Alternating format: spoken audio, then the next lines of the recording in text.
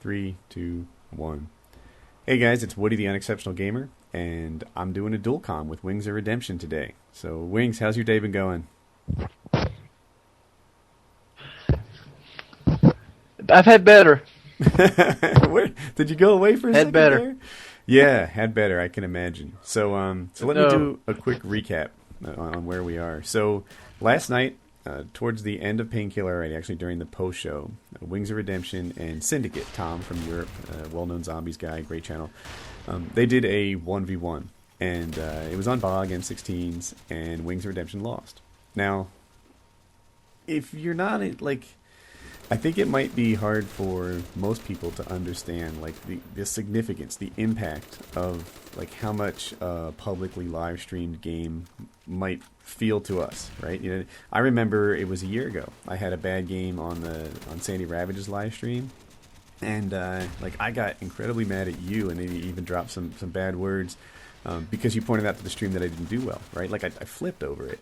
And I look back, and I'm kind of embarrassed by the way I behaved. You know, it was over the top.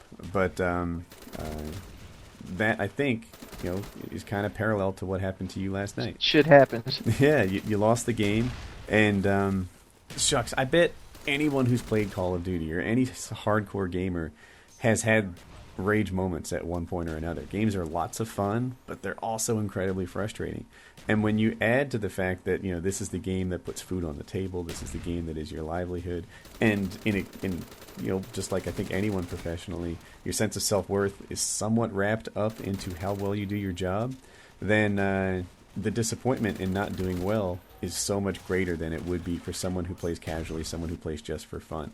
And that's where you were last night. And at the very end of it, you kind of went, you know, out of your mind. Like, that's the way it went down. And, you know, you're an emotional guy. And those emotional guys, sometimes it's really great. You know, there's the softer side. There's the genuine side. There's the, you know, sensitive side. And then sometimes it's that angry side. I'm going to pet a puppy. And sometimes that Yeah, angry side there's comes two ends of out. the spectrums. Yeah, and you fly, you know, from one to the other sometimes. Way off the handle. Yeah, and that's what happened last night. Yeah. You flew way off the handle. And then... You know, some Go ahead. I said some people would go ahead and say what you think and stuff. I totally forgot what I was about to say. Fair enough. Yeah, I'll keep going. So okay, fair enough. Last night, you lost a game, and while the ideal way to end it would have been to say, hey, good game, Tom. You know, well played.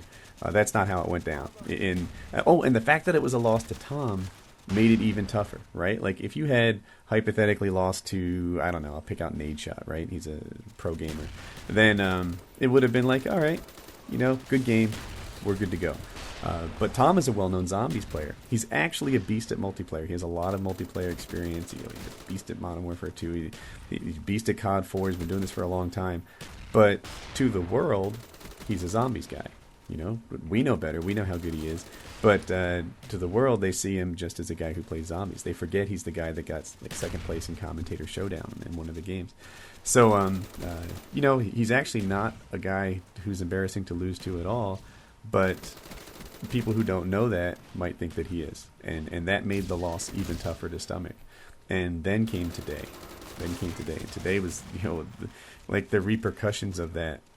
And sometimes it seems like in this community, there are these vultures. These guys just waiting for somebody to make a slip. And they take so much joy in beating down guys who make any kind of mistake. And, you know, I've been the victim. And right now, I think you are. What? I thought you used the term waiting. I use the term NASCAR Pit Crew. I mean, like, literally, like, within 2 hours after it happened, there was like a full-on remix with like a beat made for it. Nice. Yeah. You kind of missed that one? Oh, I didn't see that. But I believe it, you know. And shucks, I mentioned my own rage incident from a year and a half ago or whatever that was. You know, that's gotten popularity again today. You know, look at what he did.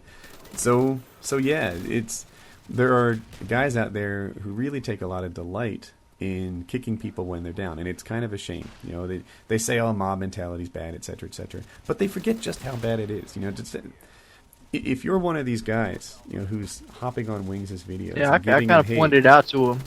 if you're hopping on there, if you're hating on Wings, if you're just doing it because everybody else is doing it, if you're just hurting a guy because he's vulnerable at the moment and he's easier to hurt, then look into yourself and see if that's who you really want to be. It's not who I want to be, and it's like if my daughter was here, she'd be able to quote me.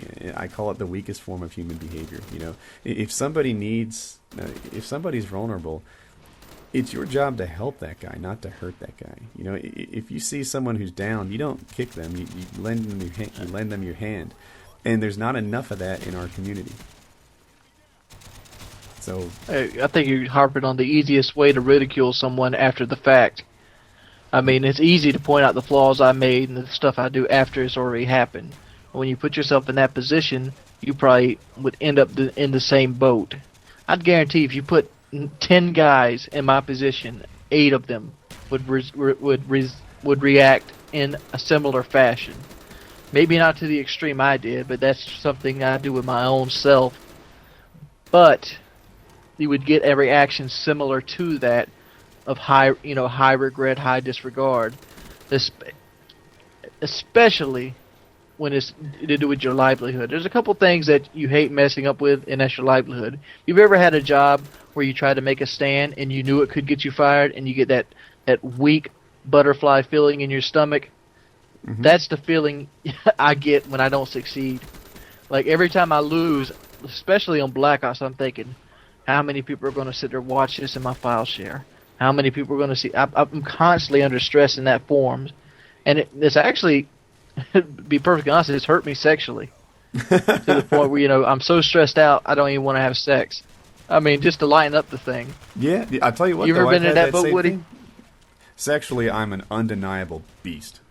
but I'll tell you what, I can totally understand. When I play a game, it's like someone chat request, and I know what's happening. They're going through all my recent games. Every time I have a bad one, I worry like, oh, what's it going to look like? And it's a thing. I think we see the same thing with real celebrities, right? I don't consider us real celebrities, but if you look at the way that the public treats Lindsay Lohan, for example. They're just waiting for her to make that mistake, and they kick her when he's down. As soon as someone who gets a lot of attention makes any kind of slip, the world is just ready to kick him, and it's a shame. It's a shame because a better world, a better version of us would not kick a person. They'd have a little empathy. They'd think about how hard it is to be in their shoes, and that's just how guys are built. So tough spot. But, and I think the big core problem of why mainly this spiraled out of control was lack of communication. Like when it first started out, I was the one unwilling to communicate, and then it slowly singled out to the other side of the conversation. They're unwilling to communicate, and then you got other people coming in trying to vulture their way in, and then that got me in more trouble trying to bury the hatchet, trying to make it good on all standards and spectrums, and it's like. Yeah. I wish this shit would just fucking end. Sadly for you, you're in a public position, but where you want to put your head under the pillow. That would have been a good move. I was just about to say, you're in a public position, but you're not really good at public relations, it seems, based on this incident anyway. And, it could have been buried more easily, but we are where we are, and, hopefully tomorrow's a better day. Yeah. So. I have a tough time doing stuff that I wouldn't normally do. Yeah. If that makes sense. But you and I are okay. We've talked everything out. I think a lot of guys are looking to hear that, and so you guys know. Look, Wings and I, we worked it out. We're fine. I think we were always fine. I immediately knew, where he had gone to, and I've been there too and understood it. So these things happen. Anything you wanted to say? Wrap it up. Young whippersnappers. All right, guys. Wings of Redemption. That's it. That's all I got. There'll be a link to his channel in the description. If if you'd like to sub, see what he's doing. He's got lots of great videos. He puts out a ton of content. And have a nice day. Okay, I hope you guys like that. Two videos you may not have seen. The one on the left is Woody and Tourette Syndrome. I think it's one of the better videos I've done lately. It's been really well received. I hope that you guys check it out.